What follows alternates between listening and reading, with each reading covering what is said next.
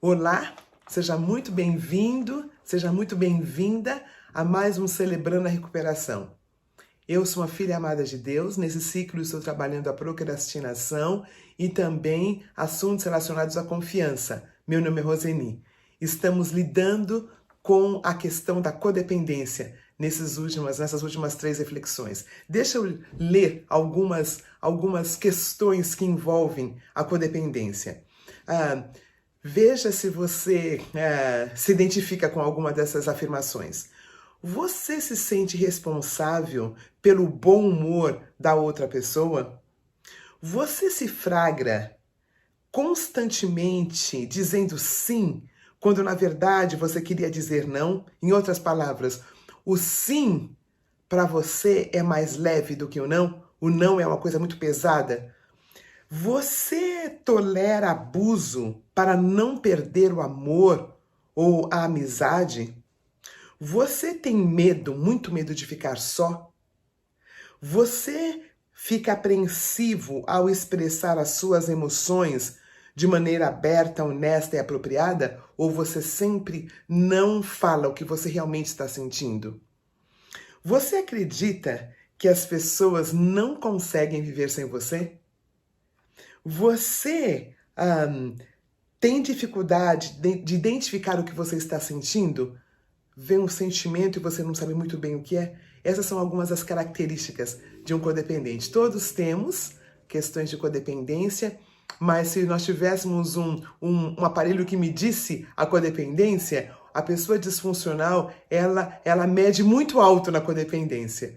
E todos nós estamos nesse processo de trabalhar a questão da codependência. E nós temos falado sobre alguns estágios para lidar com a codependência. O primeiro que nós falamos foi sobre exploração e descoberta. Quando eu descubro que tem alguma coisa que não está indo direitinho, que tem alguma questão que me deixa muito abatido, sempre cuidando do outro, nunca sendo protagonista da minha história. Lidando com situações que são sempre as mesmas. Sempre um chefe abusivo, sempre uma namorada que me deixa, sempre um namorado que me deixa ou que abusa de mim. Exploração e descoberta. Eu entendo que alguma coisa não está bem. O segundo foi quando nós fizemos o inventário dos relacionamentos. Eu partilhei com vocês que eu descobri nesse inventário de relacionamentos, mesmo no inventário que eu fiz no programa do Celebrando, que os meus relacionamentos eram sempre com as mesmas pessoas. Só mudavam o nome, mas eram as mesmas pessoas, mesmas características nas mulheres e mesma característica nos homens. Aí nós fomos para o terceiro ponto, que é a terceira fase, que é quando eu lido, eu descubro e eu lido. No programa do Celebrando a Recuperação, nós fazemos o nosso quarto passo. No quarto passo eu faço o inventário e daí por diante, então, eu consigo ver o que eu estou lidando. Eu consigo ver qual é a área que eu estou trabalhando. E aí, o próximo passo, que foi o 4, nós entendemos a importância do desligamento emocional do grande outro, né? A mulher que é codependente, que se acha Deus, e uma outra amiga, a dependente emocional, que acredita que ela realmente, que essa outra é a toda-poderosa. Na equipe de trabalho, há um que se destaca fazendo tudo e o outro que acha que não pode fazer, porque esse primeiro se destaca e faz muito bem. E esse segundo nunca cresce, porque ele fica sempre na sombra desse primeiro. Nosso outro estágio foi chorando as perdas. Foi quando nós falamos um pouquinho sobre o luto, as fases do luto, que é a fase da negação, a fase da raiva, a fase da negociação, a fase daquela tristeza e depois a fase da aceitação. E nós falamos a importância de chorar as nossas questões, de chorar o que nós perdemos. E depois nós falamos sobre vendo a nós mesmos, na última reflexão nós falamos sobre vendo a nós mesmos nessas novas luzes, né? Porque na infância foi nos dito que nós não íamos conseguir, na infância nós fomos adjetivados, vários nomes foram dados a nós. E nesta fase, nós descobrimos que nós podemos ter outros nomes, né? Filho e filha amada de Deus. Filho e filha perdoada. Filho e filha habitado pelo Espírito Santo. Então, nós vimos as novas perspectivas. Aí, eu gostaria de hoje falar das últimas 3, e a primeira delas de hoje é as novas experiências. Pense você que você quer aprender a andar de bicicleta. Aí você liga para um amigo e pergunta para o amigo, como é que anda de bicicleta? Aí esse amigo fala, olha, é assim, é assado. Isso vai nos fazer andar de bicicleta? Ou então, eu quero me formar, eu quero ser uma médica, e eu então vejo todas as aulas de biologia, eu vejo todas as aulas relacionadas com anatomia, mas eu nunca vou para o laboratório. Eu nunca, de fato, vejo a musculatura, vejo os órgãos. Isso me fará uma boa médica? Não. Para eu andar de bicicleta, eu preciso subir na bicicleta e ter os meus tombinhos e ir aprendendo. Para eu ser médica, não basta eu ler os livros. Eu preciso saber e ver, estar no laboratório. E tem mais um exemplo que eu pensei, é na música. Eu posso aprender solfejo, eu posso aprender ritmo, eu posso aprender várias coisas. Mas enquanto eu não estiver com um instrumento na mão, seja ele violão, ou teclado, ou piano, enquanto eu não estiver dedilhando, enquanto eu estiver explorando de fato, né, com a mão na massa, isso não acontece. Pois, queridos, este estágio do nosso processo é quando eu de fato lido com aquilo que eu não tinha. E eu faço isso através do outro, através da comunidade. Não há recuperação que aconteça fora de uma comunidade. Eu vou repetir. Não há recuperação para os religiosos, não há o processo de santificação que acontece no vácuo. É em relacionamento, é em comunidade, é em grupo de apoio. Eu não aprendo a andar de bicicleta enquanto eu não subir na bicicleta, eu não vou ser uma médica enquanto eu não fizer o estágio no laboratório, eu não vou tocar um instrumento enquanto eu não tiver o instrumento comigo, eu não vou me recuperar enquanto eu não trabalhar com aquelas questões que eu só sei que eu fiz errado. Por exemplo, confiança. É uma coisa que eu tenho trabalhado. Ai, queridos, como eu me arrependo de falar que minha área de operação é na área de confiança. Quando eu dei um nome, parece que o mundo caiu. Parece que a descrença começou a gerar no meu coração. Só que já estava lá a descrença. Só quando eu dei nome, agora eu estou tendo que avaliar muitos dos meus relacionamentos. Porque aquela dúvida vem. Puxa, eu posso confiar nessa pessoa ou não posso confiar? Mas essa pessoa fez isso, fez aquilo outro. Quando eu dou um nome, quando eu começo a lidar, né? Eu estava numa reunião na semana passada, eu falei, olha, acho que foi fulano que fez isso. E pela graça de Deus, estava com 2 homens preciosos. Eu falei, não, Roseninho, eu acho que não tem a ver com essa pessoa, não. Eu falei, acho que não tem mesmo, não, né? Porque eu estou nesse processo da nova experiência. Por incrível que pareça, o que me deixa muito animada, queridos, com Celebrando, é que a gente nunca envelhece. O Celebrando sempre traz áreas novas para trabalharmos. Se você conhecer alguém que se chama Celebrante, que continua falando que está no mesmo problema de 10 anos atrás, ore por esse irmão, ore por essa irmã. Porque tá precisando de... tem muita cheiro de naftalina, né? Naftalina. Porque ainda não está trabalhando novas áreas. O processo é dinâmico. Amados e amadas, o processo de Celebrando a Operação é dinâmico. Eu vou vendo as áreas. É o processo no qual vem luz, eu vejo e eu trabalho. E depois vem mais luz e eu vou trabalhando outra área. É uma vida dinâmica, uma vida abundante. Eu chegarei na perfeição somente na presença de Deus. E enquanto estiver aqui, essas áreas vão vir. Esta parte, esse estágio das novas experiências é riquíssimo. Então, se a tua área é confiança, Deus vai trazer pessoas saudáveis em quem você vai confiar. A nossa agenda vai mudar. Aquelas pessoas que eram o suprassumo, que nós não podíamos viver sem elas, elas não vão ser necessariamente o mais suprassumo. Vão aparecer outras pessoas. Se eu, na infância, passei por uma situação em que eu passei por abuso, né? Vamos dizer, um homem, um rapazinho foi abusado por uma professora, né, que gritou, que o chamou de nomes inapropriados, você é um burro, você não consegue, né? Vai aparecer uma outra professora, uma outra mulher na vida dessa pessoa, que talvez agora seja adulto, para falar, você consegue, vai dar certo. Novas experiências, subir na bicicleta, entrar no laboratório e aprender um novo instrumento, mas não mais de um jeito teórico, agora com a mão na massa, agora em relacionamento, agora num grupo de apoio, agora possivelmente num grupo de passos, agora possivelmente num pequeno grupo da sua comunidade.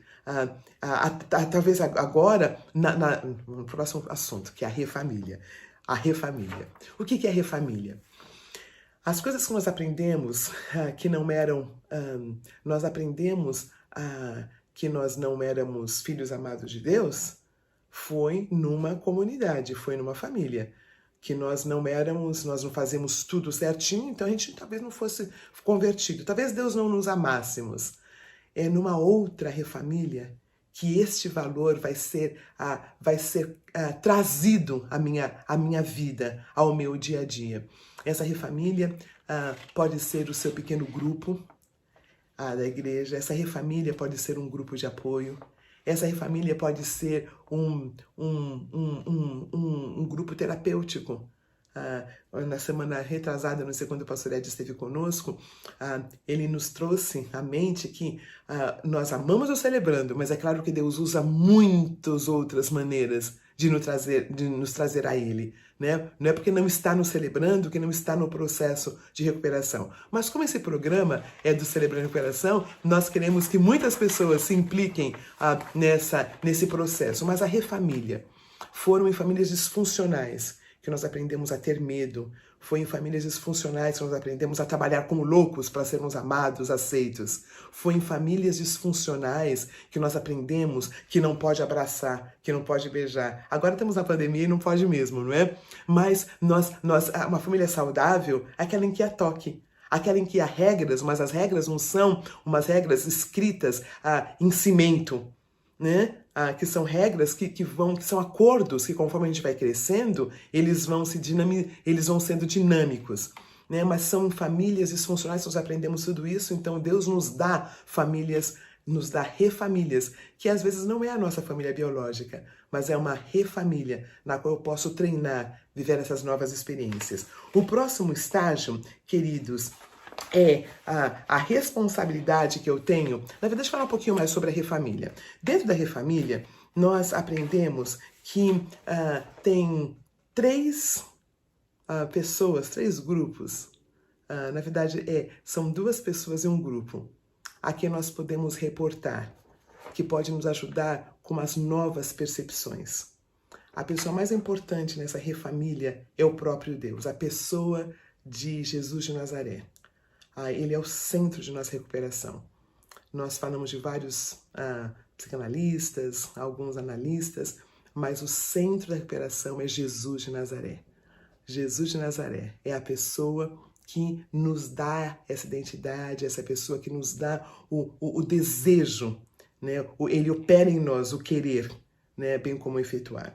A segunda pessoa responsável pela nossa recuperação somos nós mesmos. Saímos do banco de trás e nos tornamos protagonistas. Deixamos de ser as pessoas com mimimi e nós passamos a ser pessoas que se protagonizam no seu processo. E a terceira, queridos, é a comunidade onde eu estou. A comunidade faz toda a diferença. Aí, o outro estágio é aquele no qual eu avalio de novo os meus relacionamentos. Aquele que está em pé, veja que não caia. O processo da recuperação, queridos, não acontece uma vez e nunca mais acontece. Eu estou sarado, eu nunca mais vou ter, não. É um processo no qual eu preciso lidar com isto diariamente. Principalmente nos primeiros estágios. Eu sou tão vulnerável. Então eu preciso avaliar. Quais são as pessoas que estão entrando de novo na minha vida? Eu descobri hoje, preparando esse estudo, que Deus tem dado amizades antigas disfuncionais que estão se tornando amizades funcionais. A pessoa caminhou, eu caminhei, e hoje mesmo eu tive com uma pessoa muito querida, com quem eu tive uma amizade muito disfuncional durante muito tempo, durante muitos anos. Hoje em dia, nós duas crescemos. Ela cresceu, eu cresci, e deu para passar um tempo muito precioso com ela. É muito lindo quando isso acontece, né? Então, mas eu tenho que ser muito, eu preciso ser muito, tem que ser muito apurado, porque é o mesmo perfil de amizades com quem eu tenho a tendência de ter amizades disfuncionais. Tem o mesmo perfil. Então, é algo que eu não posso simplesmente falar, não, tá tudo bem, eu não tenho mais nenhum problema. Então, olha, nós falamos sobre todos os estágios, tá bom? Faltam só um.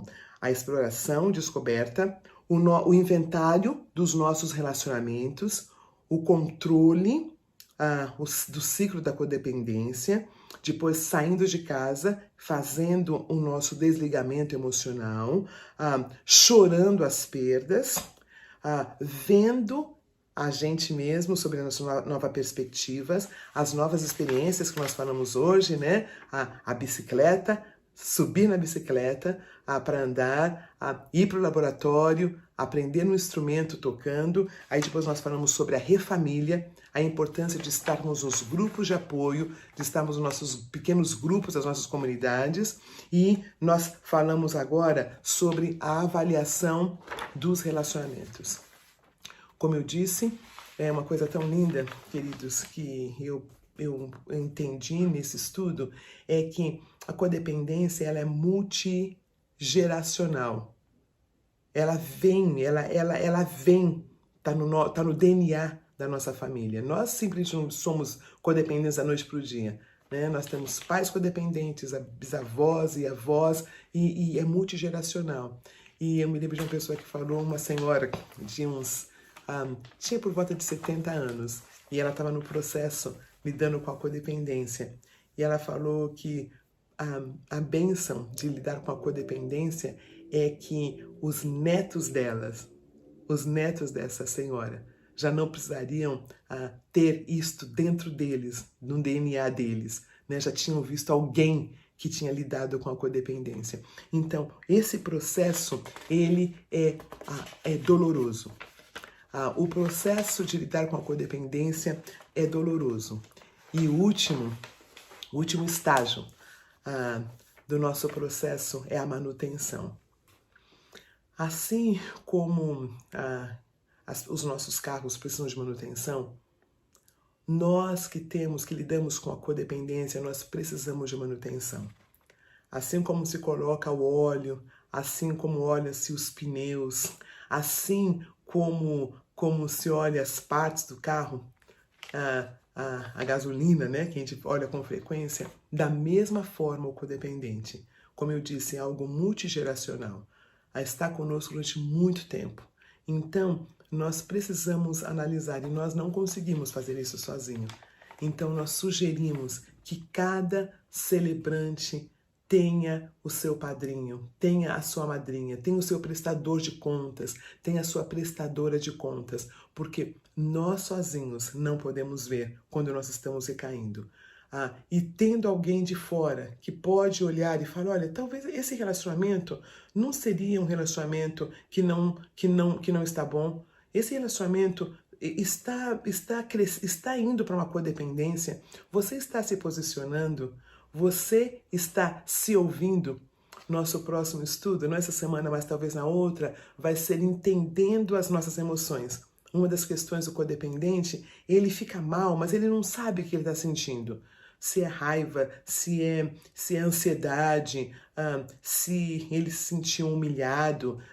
Nomes para nós de emoções é alguma coisa muito complicada. E um texto que eu gostaria de pensar, quando nós estivermos falando sobre o que eu estou sentindo, é aquele no qual Davi fala, por que minha alma está abatida? Por que está abatida a minha alma? Por quê? Qual é o nome? O que está acontecendo aí dentro? Conhecendo as nossas emoções nos ajuda muito nesse processo de codependência. E por fim, eu gostaria de partilhar com vocês alguns cuidados nessa nova experiência, nesse novo momento, nesse processo de manutenção. É tão importante avaliar os nossos relacionamentos. Não tenha relacionamento, não namore ninguém que esteja emocionalmente ou moralmente indisponível. Se a pessoa ainda não está no momento de um relacionamento, não comece um relacionamento amoroso. Não comece um relacionamento com alguém que acabou de perder alguém recentemente. Né? Nós precisamos passar pelo processo do luto. Nós precisamos passar pelo processo do luto. Não se termina um relacionamento e começa outro em seguida. Acho que um dos lugares maravilhosos para encontrar alguém é dentro do Celebrando a Recuperação, mas logo não no começo. Porque nós chegamos de lá muito quebrados, muito machucados. Não dá para começar um relacionamento. Talvez no fim, depois que passou pelo grupo de passos, talvez depois que passou pelo inventário, né, tem possibilidades. Mas quando a gente chega lá, não dá para ficar pensando em ter um relacionamento logo quando nós chegamos. Então é importante respeitar esse tempo. Outro cuidado na avaliação dos relacionamentos é, se percebermos abuso, pense em terminar o relacionamento imediatamente. Nós já fomos muito abusados. Então, estar no relacionamento, perceber o abuso, não é bom que continue. Eu não só estou falando de abuso sexual ou de abuso físico. Estou falando de abuso mesmo. Você está percebendo que algo não está certo, que você está sendo tratado com muito desrespeito. É importante sair desse relacionamento imediatamente. O codependente, ele tem muita dificuldade em se perceber abusado, porque ele já foi tão abusado que ele não percebe quando ele está sendo abusado. Por isso é sempre bom ter alguém por perto, né? Ter o seu padrinho ou sua madrinha, mas perceber o abuso, saia do relacionamento. E a última sugestão é, eu já falei, se você então é viúvo, se você é viúva, esperar o tempo desse luto para ter um relacionamento.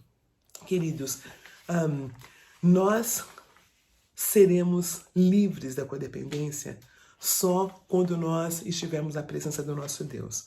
Mas uma coisa que eu tenho percebido é que conforme a gente vai trabalhando, fica mais leve, né? Fica mais leve o caminhar. Quando eu logo percebi a minha codependência, era muito mais difícil andar.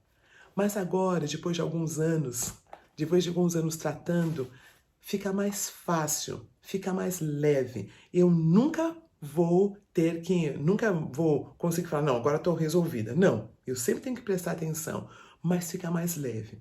E eu queria terminar a nossa reflexão de hoje lendo um versículo que tem me abençoado muito. Na verdade, talvez seja um versículo, lema da minha vida nesses últimos anos. É o que Jesus Cristo fala. Jesus Cristo fala em Mateus, no capítulo 11, versículo 28, ele fala assim: vinde a mim todos que estáis cansados e sobrecarregados, e eu lhes aliviarei. Tomem sobre vocês o meu jugo e aprendam de mim, que sou manso e humilde de coração, e vocês encontrarão descanso para suas almas, pois o meu jugo é suave e o meu fardo é leve. Você que está lidando com a codependência, entregue. Saiba que um dia vai ser mais fácil falar não, e o não vai ter o mesmo peso que o sim. Saiba que um dia você vai entender que a outra pessoa não está bem, mas o problema é dela, não é seu. Você não tem que fazê-la ficar bem. Porque a pessoa não está bem, ela vai procurar o que ela precisa para que ela esteja bem, que não é a tua responsabilidade. Vai chegar um dia em que nós vamos conseguir olhar para nós cada vez mais como esses filhos e filhas amadas de Deus, protagonistas da nossa história. Vamos deixar de viver pensando no que foi feito conosco lá atrás, porque o processo da recuperação é um dia de cada vez. E eu queria terminar falando sobre os grupos de apoio. Vou repetir, não tem como nós lidarmos com a codependência em um vácuo.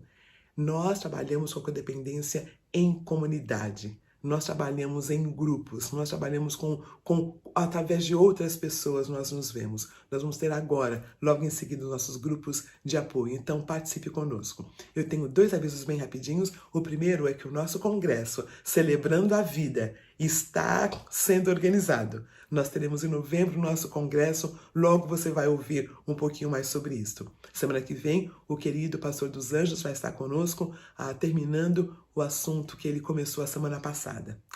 Tenha uma boa noite, tenha um bom tempo de partilha e a nossa pergunta mote de hoje à noite será: qual é a área da minha codependência que ainda está a desejar? É o dizer não? Eu, aqui no comecinho, falei um pouquinho sobre algumas características do codependente. Então, diga qual é? É a questão do dizer não? É a questão de você tolerar o abuso, porque você fala que você tem que tolerar? É a questão de você achar que as pessoas não sabem viver sem você? Você coloca ordem em tudo? A tua questão da codependência é que você tem dificuldade de identificar o que você sente? Diga agora no grupo de apoio qual é o ponto específico da codependência que está te machucando. Uma boa noite, boa partilha e até quarta-feira que vem.